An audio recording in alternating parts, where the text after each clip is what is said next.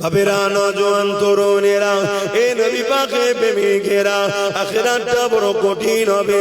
আখিরাতের প্রথম ঘাঁটি হলো কবর।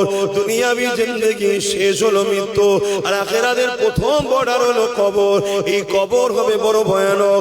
আল্লাহ নবী জানিয়ে দিলে জমিন কবর প্রতিদিন মানুষকে ডেকে ডেকে বলে, এ দুনিয়ার মানুষেরা, আমার উপরে বড় অহংকারের সঙ্গে হাঁটো, আমার উপরে বড় অহংকারের সঙ্গে ঘুরে বেড়াও, আমার উপরে তুমি আল্লাহ রসুল বলে ঘুরে বেড়াও।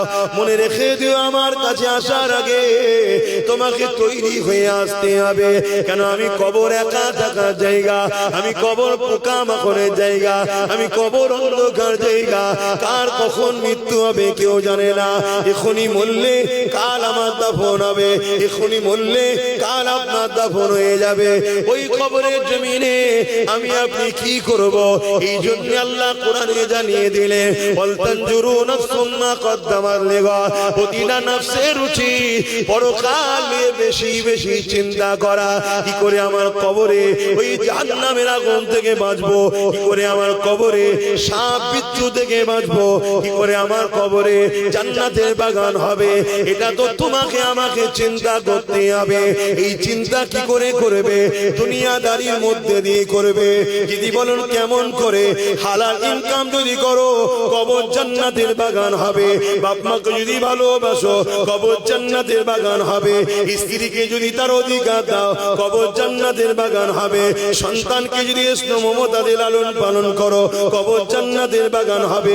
প্রতিবেশীর সঙ্গে সৎ ব্যবহার করো, কবর জান্নাতের বাগান হবে। এতিমের হক দাও, কবর জান্নাতের বাগান হবে। বিধবাকে আশ্রয় দাও, কবর জান্নাতের বাগান হবে। জুলুম যেখানে হচ্ছে, জালিমের বিরুদ্ধে লড়াই করে মুসলিমের পক্ষে দাঁড়াও, কবর জান্নাতের বাগান হবে। অর্থাৎ তোমার দুনিয়াদারির মধ্যে কবর জান্নাতের বাগান হওয়ার ব্যাপার রয়েছে। কিন্তু উল্টোটা যদি করো, কারো মেরে যদি খাও, কারো লুটে খাও, মাল হরণ করে খাও, এতিমের মাল ছেড়ে খাও, বিধবার মাল ছেড়ে খাও, গরিবের মাল ছেড়ে খাও, মিথ্যা মিথ্যা মামলা করো, কারো ঘর ভেঙে দাও, কারো জমি অধিকার দখল করে নাও, এই সব যদি করে বেড়াও, ওই কবর তোমার জন্য জাহান্নামের একটা গর্ত হয়ে যাবে। শুনছেন? এবারে কেউ বলতে পারে, আমি ঝেড়ে খাইনি, কিন্তু ঝেড়ে যে খায় তাকে আমি সাপোর্ট করেছি, আমার কি হবে? আমরা মুসলমান এখন ওই জায়গাতে আছি, তো আমরা ঝাড়ার দিকে অতটা নেই, কিন্তু যারা ঝাড়ে তাদের সাথে আছে।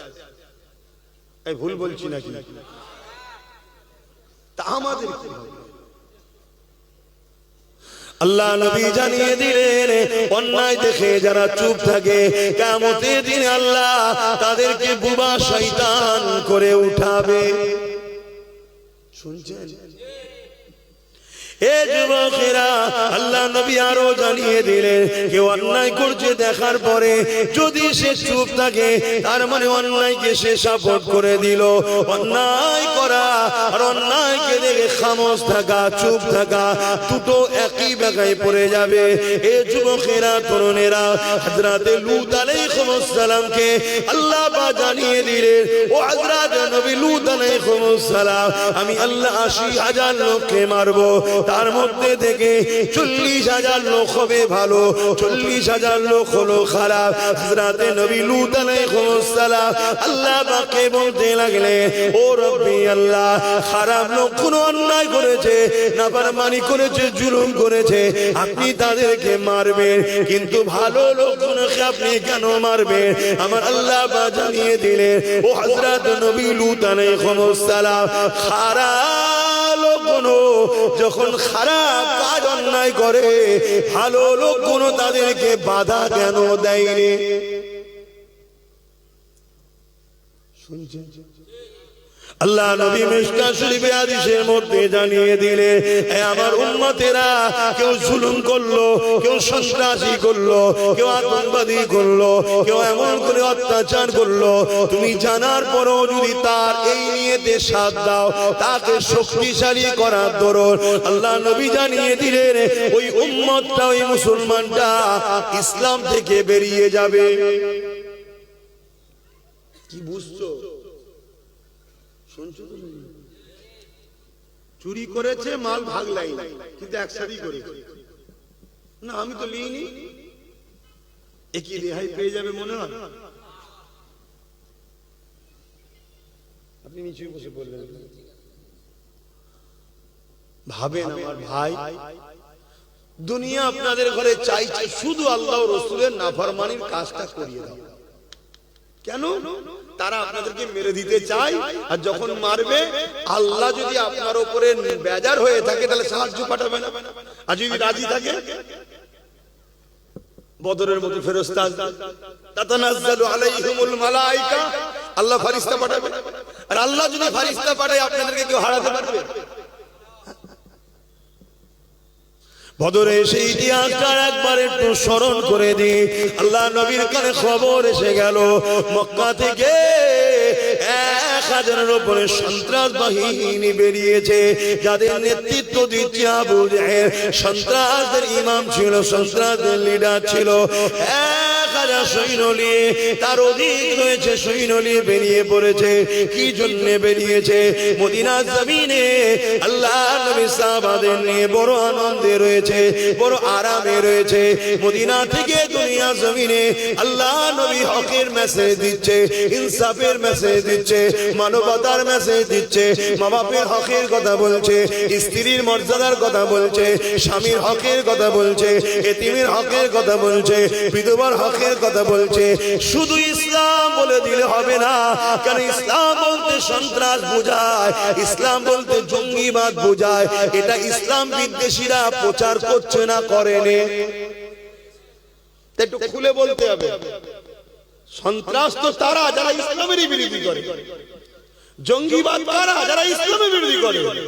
কিন্তু তাদের হাতে মিডিয়া, তাদের হাতে পাওয়ার, তাদের হাতে কলম, তাদের হাতে কাগজ, তারা লিখে দিচ্ছে ইসলাম হলো জঙ্গিবাদ, বলছে না বলে। কিন্তু অ্যাকচুয়ালি জঙ্গিবাদ তো তারা যারা ইসলামের বিরোধী করে। কারণ ইসলাম প্রেমের নাম, ভ্রাতৃত্বের নাম, ভালোবাসার নাম, ঐক্যের নাম, সাম্যের নাম,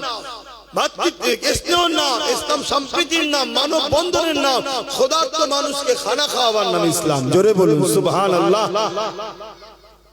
তাই খুলে খুলে বলছি,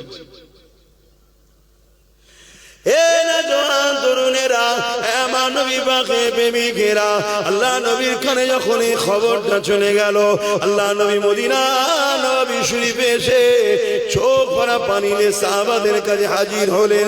সাহাবা হুজুররা আল্লাহ নবীকে জিজ্ঞাসা করলেন, ইয়া রাসূলুল্লাহ, হাবিবাল্লাহ, আপনাকে কে কাঁদালো? কি জন্য আপনি কাঁদছেন? হুজুর আমরা কি জানতে পারি?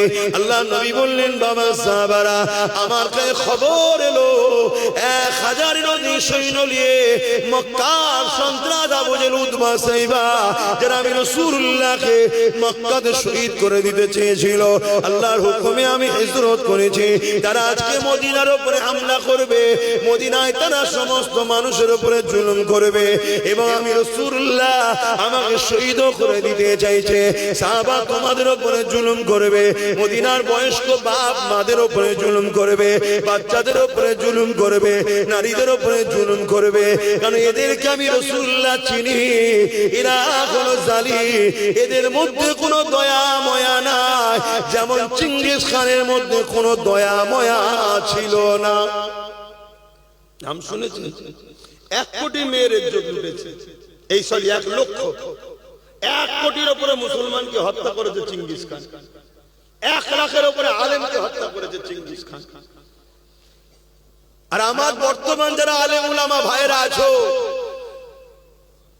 ওপেন বলছি, ব্রিটিশ পিরিয়ডও এত আলেমদেরকে মেরেছিল ব্রিটিশরা, 20-25টা গ্রামে এমন লোক পাওয়া যেত না যে একটা কেউ জানাজা পড়তে পারবে। এই দল ছাড়া নিজেদের মধ্যে ভাগ বাটরা হয়ে আছে, আর জালিমদের পিছনে অনেকে ঘুরছেন। পরিবর্তন হন, ঐক্য হন, সংগঠিত হন। নাই আজকের ব্রিটিশ গুলো কিন্তু দিন এসে গেছে, প্রথমে আপনাকে আমাকেই টার্গেটে দেয়। কিছু শুনছেন?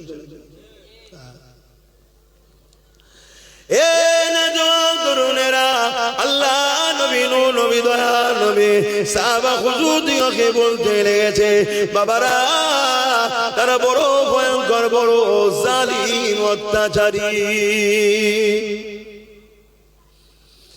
এ নওজোয়ান তরুণেরা কতটা কষ্ট করেছে নবী আমার, সেই নবীর দিনকে আজ লোক গালি দিচ্ছে, সেই নবীর রেখে যাওয়া কোরআনের শানে মিথ্যাচারী করছে, সেই নবীর ইসলামের নামে মিথ্যা মিথ্যা প্রচার করছে।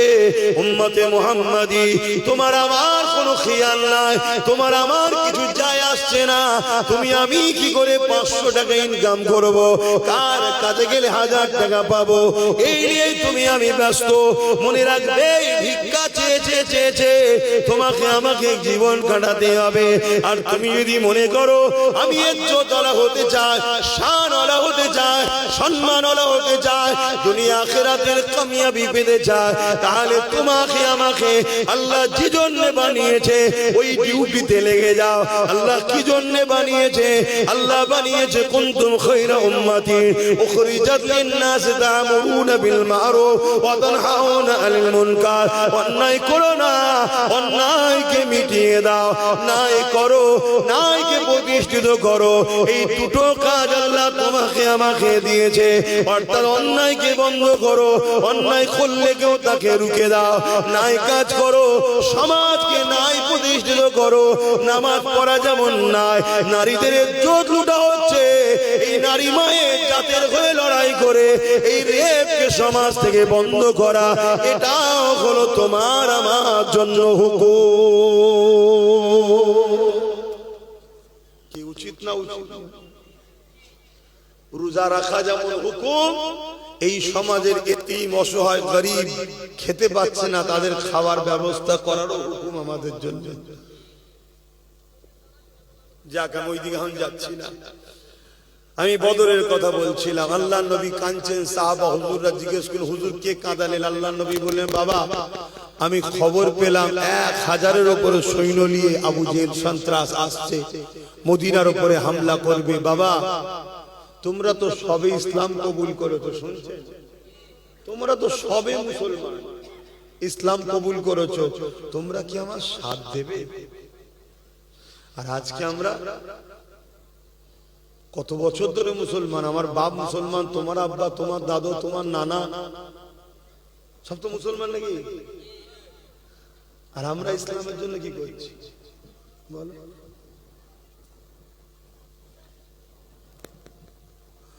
আল্লাহ নবী যখন এই কথাটা বললেন, সাহাবা হুজুররা বলতে লাগলেন, আনসারী মুহাজিরিন সাহাবাদের মধ্যে থেকে হযরত আবু বকর সিদ্দিক, পুরপুরা আবু বকর সিদ্দিক, দাদা হুজুরের বংশের মুরব্বি, রাসূলুল্লাহ শ্বশুর হযরত আবু বকর সিদ্দিক, তিনি উঠে দাঁড়িয়ে বললেন, আল্লাহ নবীকে সালাম দিয়ে বলতে লাগলেন, ইয়া রাসূলুল্লাহ, হাবিবাল্লাহ, হুজুর আপনি চিন্তা করবেন না, হুজুর আপনি মন খারাপ করবেন না, আমি আনসারী মুহাজিরিনদের তরফ থেকে আমি আবু বকর জানিয়ে দিলাম, আমরা আপনাকে ছেড়ে সরে যাব না।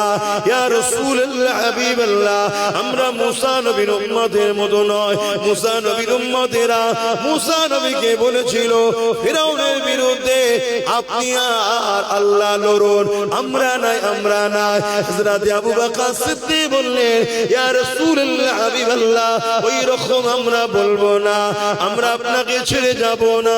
মানুষে মানুষকে কেন ভয় করব?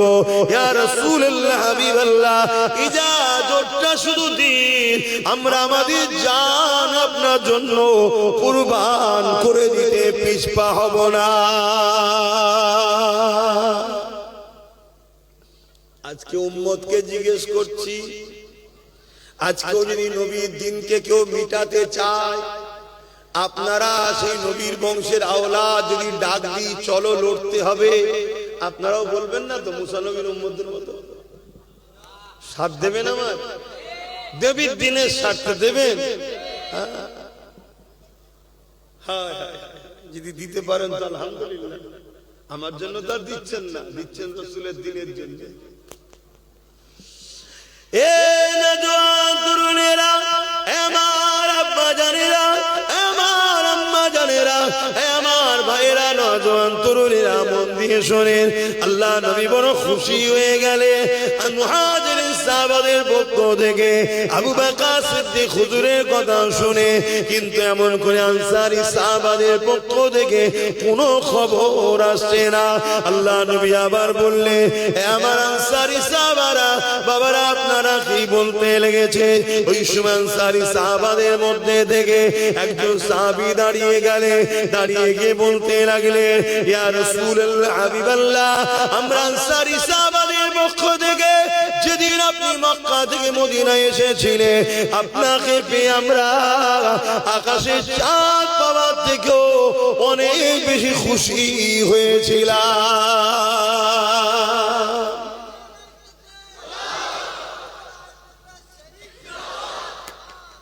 আল্লাহ। তো হুজুর, আপনি আমাদেরকে কথা জিজ্ঞেস করছেন কেন হুজুর? আমরা যখন আপনার হাতে বায়াত হয়েছিলাম, নবী বলে, রাসূল বলে আপনাকে মেনে, আপনার কথাতে আল্লাহকে আল্লাহ বলে মেনে নিয়েছি, সেদিন থেকে আমাদের জান মাল, জমি জায়গা, ঘর বাড়ি সব তো হুজুর আল্লাহ আপনার। জোরে বলুন সুবহানাল্লাহ। কি মহব্বত দেখুন, আমরা সেই মহব্বত করতে পারছি? আমাদেরকে এই মহব্বত করতে হবে। আমাদের ঘর, আমাদের বাড়ি, আমাদের পরিবার, আমাদের বাবা-মা, আমাদের ব্যাংকে, আমাদের পকেটে যেখানে যা আছে, এগুলো আমাদের নয়, আল্লাহ ও রাসূলের। যতক্ষণ তিনারা নেবে না, খরচ করছো করো, কিন্তু তিনাদেরকে ভুলে দিও না। যখন প্রয়োজন হবে দিয়ে দিতে হবে। কথা কিছু শুনছো ভাই? তবেই তো ঈমানদার। আর নাই মুসলমান তো অনেক। সব মুসলমান জান্নাত যাবে নাকি? সব মুসলমান জান্নাতে যাবে না, ঈমানদার মুসলমান জান্নাতে যাবে। সব মুসলমান ঈমানদার নয়। সব মুসলমান বলুন ঈমানদার নয়, কিন্তু সব ঈমানদারই মুসলমান। সব ঈমানদারই। প্রত্যেকটা মানুষ জন্ম হয় ফিতরাতের দিক দিয়ে মুসলমান হয়ে। এই মুসলমানকে দুনিয়ায় এসে ঈমান নামক নিয়ামতটা অন্তরে ধারণ করতে হয়। যে মুসলমানগুলো ঈমান নামক নিয়ামতটাকে অন্তরে ধারণ করতে পেরেছে, অর্থাৎ সে জান্নাতের দেশে যাবার ভিসা পেয়েছে। যে ভাষায় আপনারা বুঝবেন, কি এক দেশ থেকে আরেক দেশে যেতে গেলে ভিসা লাগে না? লাগে না? তো দুনিয়ার দেশ থেকে জান্নাতের দেশে যাবেন ভিসা ছাড়া? এই দুনিয়া হলো ভিসা অফিস। এই বাঁদিকের স্তনের নিচে যে অন্তর রয়েছে, রূহ রয়েছে, হৃদয় রয়েছে, কলব রয়েছে, এটা হলো পাসপোর্ট। এখানে আপনাকে লা ইলাহা ইল্লাল্লাহু মুহাম্মাদুর রাসূলুল্লাহ সিল মারতে হবে। ওই অন্তরটা, ওই দিলটা, ওই সিনাটা, ওই শরীরটা, ওই মানুষটা আল্লাহর জান্নাতে যাবে। জোরে বলুন সুবহানাল্লাহ। আর যার এখানে নেই, সে তার বাপ হাজি, মা হাজি, পরিবারের সব হাজি, বাপ হাজি, বাপ পীর, দাদু পীর, সব পীর তো কি হয়েছে শুনছেন তো নাকি? সব জান্নাতে যাবে, সে বেটা ফসকে যাবে। কিয়ামতের দিন অনেক বাপ জান্নাতে যাবে, ছেলে জাহান্নামে চলে যাবে। অনেক ছেলে জান্নাতে যাবে, বাপ জাহান্নামে চলে যাবে। অনেক মা জান্নাতে যাবে, মেয়ে জাহান্নামে যাবে। মেয়ে জান্নাতে যাবে, বাপ জাহান্নামে যাবে। কিছু করার নেই। এটা দুনিয়ার সম্পর্ক। বাপ বেটা, ভাই বোন, স্ত্রী, দুনিয়াদার। মৃত্যুর পরে সব সম্পর্ক শেষ। কিয়ামতের দিনে আজব বিষয় হবে, আজব বিষয়। কিয়ামতের দিন দেখা যাবে এমন এমন লোক জাহান্নামে যাচ্ছে, যাদেরকে দেখে ময়দানে মাহশরে সবাই অবাক হয়ে যাবে, এই লোকটা জাহান্নামে যাচ্ছে, কি রে? আমরা তো জানতাম ফেরেশতার থেকেও ভালো। শুনছে? আবার কিয়ামতের দিন এমন লোক জান্নাতের লাইন দিয়েছে, যাকে দেখে সবাই মাথায় হাত দিয়ে বলি, সর্বনে জীবনে ভালো কাজ করেছে দেখিনি, এ জান্নাত দিচ্ছে কেন? শুনছে? খুব সাবধান, খুব সাবধান। আল্লাহর হুকুম মানেন, নবীর হুকুম মানেন, কিন্তু এই হুকুম মানেন মহব্বতের সাথে, রাসূলকে আদবের সাথে মেনে নিয়ে। কষ্ট হচ্ছে না তো? একটু বলি নাকি?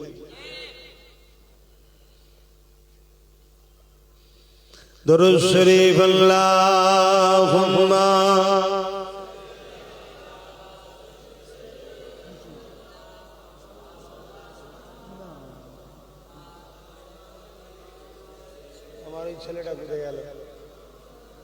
আমার সাথে যে ছেলেটা এসেছিল কোথায় গেল? ও আসলে ওকে বলে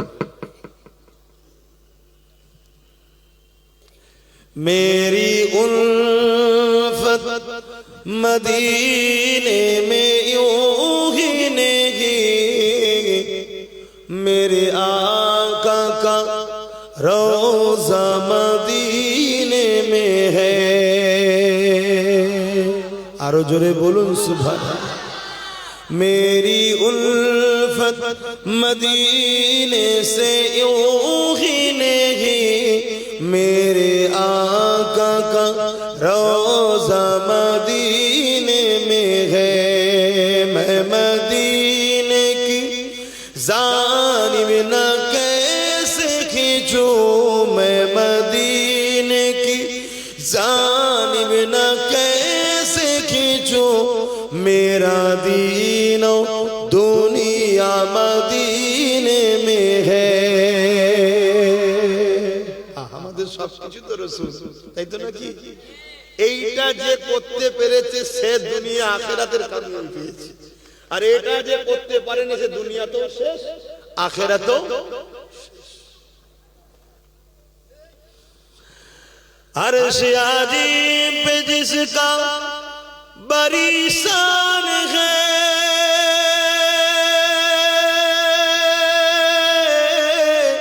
रोज़ाए मुस्तफा जिसकी पहचान है, रोज़ाए मुस्तफा जिसकी पहचान है, जिसका हम पल्ला कोई मुहल्ला नहीं, जिसका हम पल्ला कोई मुहल्ला नहीं, एक ऐसी मुहल्ला मदीने में है।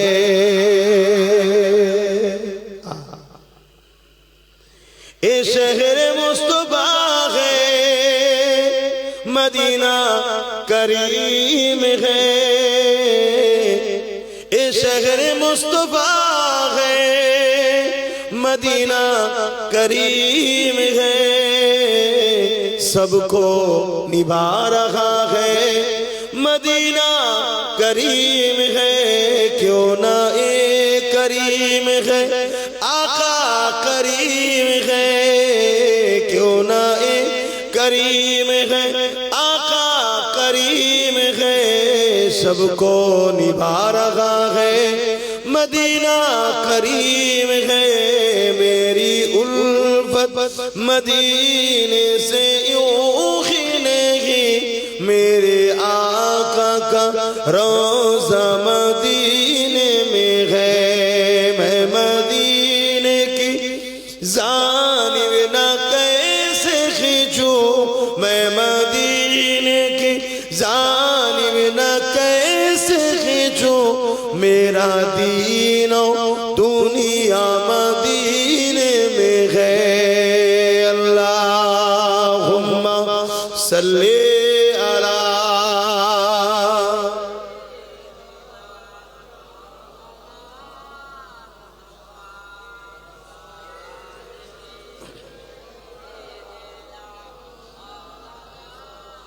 আমার বাপ জানেরা, নওজওয়ানেরা, আনসারী সাহাবা হুজুররা জবাব দিয়ে দিলেন, ইয়া রাসূলুল্লাহ, হাবিবাল্লাহ, আমরা আমাদের জান মাল সবকিছু আপনার কদমে কুরবান করে দিয়েছি।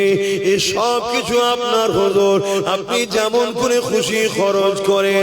ইয়া রাসূলুল্লাহ, হাবিবাল্লাহ, আমরা আপনাকে ছেড়ে কখনো যাব না।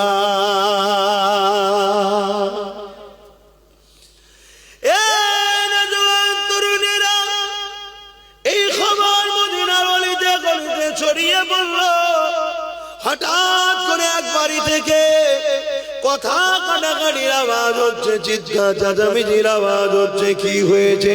বাপ আর বেটাতে ঝগড়া লেগেছে। ঝগড়া তোমার আমার গ্রামের মতো ঝগড়া নয়, এই ঝগড়া হলো জান্নাত কেনার জন্যে কম্পিটিশনের ঝগড়া। বাপ বলছে বাবা ছেলে তুমি ঘরে থাকো, আমি রাসূলুল্লাহ সঙ্গে বদরের জমিনে যাব। যদি জালিমরা হামলা করে দেয়, রাসূলুল্লাহর জন্য নিজেকে ঢাল বানিয়ে আমি শহীদ হয়ে জান্নাতে চলে যাব। ছেলে বলছে না আব্বা জান, এই সুযোগ আমি আপনাকে নিতে দেব না, এই সুযোগ আমি হাতছাড়া করব না। আমি জান্নাতে যাব, আমি রাসূলুল্লাহর সঙ্গে বদরে যাব, বদরে যাব। এ যুবকরে তাদের কি ঈমান ছিল, রাসূলুল্লাহর জন্য মরলে জান্নাত পাওয়া যায় এই বিশ্বাস তাদের ছিল। কেন তোমার আমার বিশ্বাস হচ্ছে না? আল্লাহ নবীর জন্য, নবীর দ্বীনের জন্য, কোরআনের জন্য, আল্লাহর জন্য কেউ যদি পক্ষে থাকে লড়াই করে, সে যদি অবস্থায় মারা যায়, আল্লাহ তার জীবনের গুনাহ মাফ করে বেহিসাব জান্নাতি করে দেবে। আর আল্লাহ যদি তাকে বিজয় দেয়, দুনিয়া তো সম্মানিত করবে, আখিরাতেও আল্লাহ সম্মানিত করবে। বলো, নবীর দ্বীনের জন্য লড়বে না? নবীর দ্বীন কি গরিবদের হয়ে লড়বে? বলো বলো। এতিমদের হয়ে লড়বে, বিধবাদের হয়ে লড়বে। অমুসলিম যদি অসহায় থাকে, তার উপরে কেউ জুলুম করে, জালিমের বিরুদ্ধে অসহায় অমুসলিমের পাশে দাঁড়িয়ে লড়বে। এটাও রাসূলের দ্বীন। বোঝো আমার কথা, যে রেকর্ড হচ্ছে সব, আমি চ্যালেঞ্জের সাথে বলছি, আমার নবী অমুসলিম, দুঃখী, গরিব, অসহায় তাদের হয়েও লড়েছে। আমার নবীর মোহাব্বত, ভালোবাসা, স্নেহ, আবদার, প্রেম, সম্প্রীতি, প্রীতি, ভালোবাসা দেখে মুসলিমরা দলে দলে দলে দলে দলে দলে আমার রাসূলের কাছে এসেছে। আমার নবীকে নিয়ে পরীক্ষা করেছে, যাচাই বাছাই করেছে। এত ভালো ব্যক্তি, এত ভালো ব্যক্তি। একদিন তাদের দিমাগ খুলেছে, আল্লাহ তাদেরকে হিদায়াতের বাতি জ্বালিয়েছে। তারা দলে দলে দলে দলে সব রাসূলুল্লাহর গোলাম হয়েছে। জোরে বলুন সুবহানাল্লাহ। আরে মুফতি সাহেবের কি খবর? আমাদের আবু তাহের সাহেব তো আসো, উপরে আসো, আসো, এখানে চাপাচুপি হয়ে যাবে, বসে আসো আসো। খেয়াল এখানেই বাড়ি নাকি? ও, ওই আমার ছেলেকে বলতে হবে, ও না বললাম কিছু করতে হবে না। না, ও ছেলে না, আমার সাথে যে সালামিনকে বলে, ও যদি বলে তবে হবে। কেন আমি ভাই হাজার চিন্তায় থাকি, কোথায় কি বলা আছে, কোথায় কি আছে না আছে, খবর আমার থাকে না। কথা বুঝে আসছে? অনেক জায়গায় তুললেও বিপদ, অনেক জায়গায় না তুললেও বিপদ। কে বলেছে সব কাজ করতে? আমরা সমস্যা হয়ে যাবে। এজন্য একটু কথা বলে নাও ভাই তোমরা, ব্যাস মিটে যায়। কোথায় গেল মৌলানা সাহেব? চেপে চেপে আসেন, বসুন, আসুন।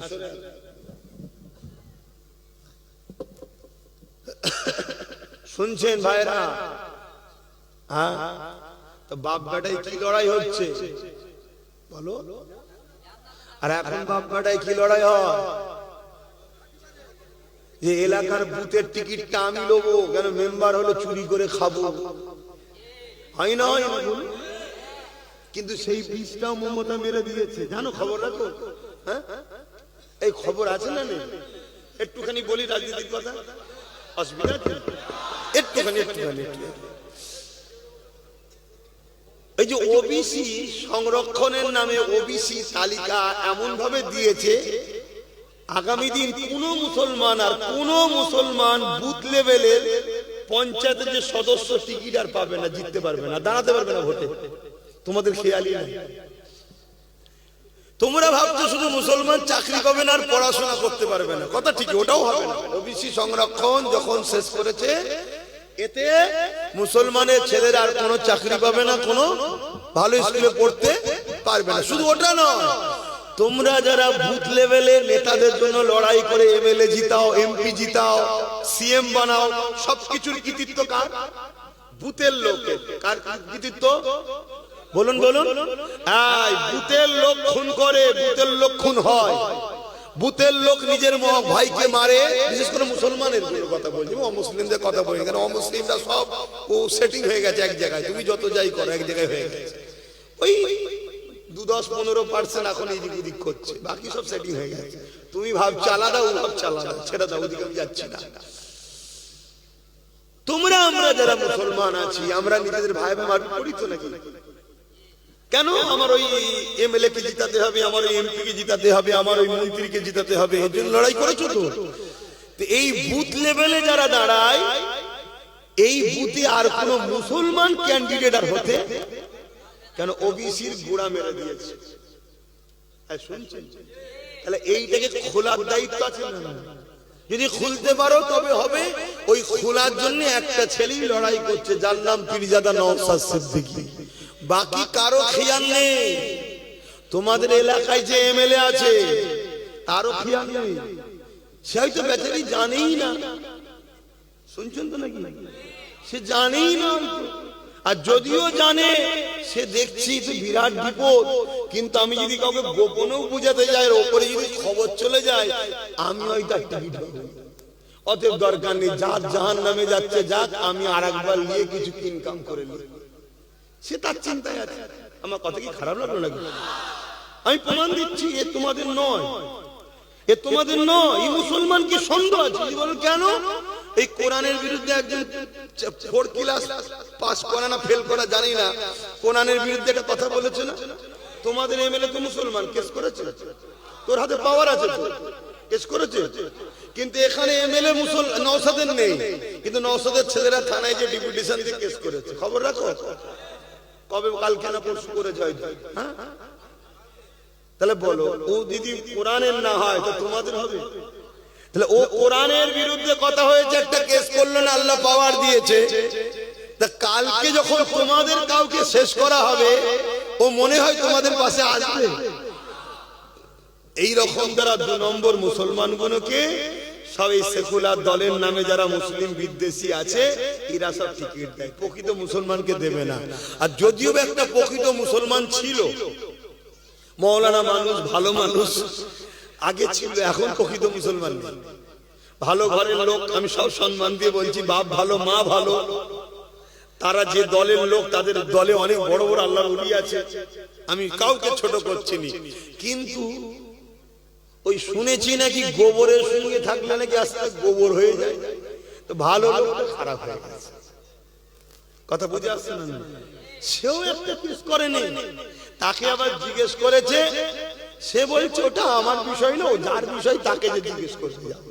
আরে তোর কোরআনের বিরুদ্ধে বলেছে, মৌলানা, তোর যদি দিল না কাঁদে, তাহলে মুসলমানের জন্য ওই মৌলানার দিল কাঁদে মনে হয়? তাহলে এতদিন আলোর জন্যই ঝগড়া করেছিলি, যেটা আলো হয়ে গেলি ব্যাস। কিন্তু আব্বাস সিদ্দিকীকে দেখো, আমি জীবনে কথা দিয়ে যাচ্ছি, এত রেকর্ড হচ্ছে, আমি কোনোদিন দাঁড়াবো না, আমার নেতা হবার শখ নেই। আমি মুহাম্মদ সাল্লাল্লাহু আলাইহি ওয়াসাল্লামের গোলাম হয়ে জন্মেছি, গোলাম হয়ে আছি, গোলাম হয়ে বাঁচবো, গোলাম হয়ে মরতে চাই। কিন্তু তোমাদের জন্য আমার প্রিয় ভাইটাকে দিয়েছি, যে ওকে তোমরা সাথ দাও। কেন? ভেতরে আমাদের লোক না থাকলে শুধু বাইরে চিনলে সমাধান? তা আগামী দিন ওর সাথে যদি আরো গোটা 20-30 হয়, ওর হাতটা শক্তিশালী হবে না? হবে না? দেগঙ্গার লোক যদি ওর সাথ দেয়, দেগঙ্গা যদি ওর লোক যেতে, আপনাদের অসুবিধা আছে? আপনারা সাথ দেবেন ওর? হাত তুলে দেখান না, লম্বা করে হাত তুলে। আলেম ওলামারা গোপনে, আপনারা এক্ষুনি দেখে ফেললে চাকরি বাকরি মোদি চলে যাবে না। এই বাচ্চাদের দিকে এই সব রয়েছে, ওই দিকে তো নেই, এই দিকে আছে। হাত লম্বা করে তোলে, সাথ দেবেন তো? ঠিক বলছেন তো? হাত লম্বা করে তুলেছে, হাত না ভাই বোঝেন, ভাই বোঝেন, এগুলো ভাবেন। এই বীজখানে 2-3 মিনিট একটু বললাম, কারো কষ্ট হলো? আপনি তো জানেন আমি আমার ভাইয়ের দিকে, জেনে শুনে অশুনতে এসছেন তো। কি দুনিয়ায় এত সংসার দেখলে স্বামী স্ত্রীতে ঠুকুর মুকুর হয় না? হয় না? তারপরেও আপনি বিয়ে করেছেন, এখন ঠুকুর মুকুর হচ্ছে বলে মন খারাপ করলে হবে? আপনি জেনে শুনে করেছেন। কি চাচা চাচিতে ঝগড়া হয়েছে না? ও ক্যামেরা আছে, দেখে ফেললে বিপদ আছে। কি হয় না? স্বামী স্ত্রী তো হয়তো নাকি? তা জেনে শুনে দেখে তুমি বিয়ে করেছো, তাহলে তো একটুখানি কষ্ট সহ্য করতে হবে। তা তুমি জেনে গেছো আব্বাস সিদ্দিকী যখন এসছে, ও দিদি মুদির বিরুদ্ধে না বললে নামবে না, ও নওশাদ সিদ্দিকী ওর ভাই ওর সাথ দেবে। তুমি জেনে শুনে যখন এসছো ভাই একটু শুনতে হবে নাকি? এইটুকু তো কষ্ট সহ্য না করতে বলে তাহলে সংসারটা টিকবে কি করে? কি গো আমার আব্বা, অসুবিধা হচ্ছে নাকি? হাই হাই, যা আকাশের আলোচনা দিয়ে ফিরে যায় আল্লাহ নবী দরবারে বাপ আর বেটা দুজনে চলে এসেছে বিচার দিতে। কি গো শুনছেন? আমার মনের মধ্যে আর একটা কথা হচ্ছে, কেউ কেউ ভাবছেন না তো যে হুজুর সব ঠিক আছে, জলসায় এসে বলছেন কেন?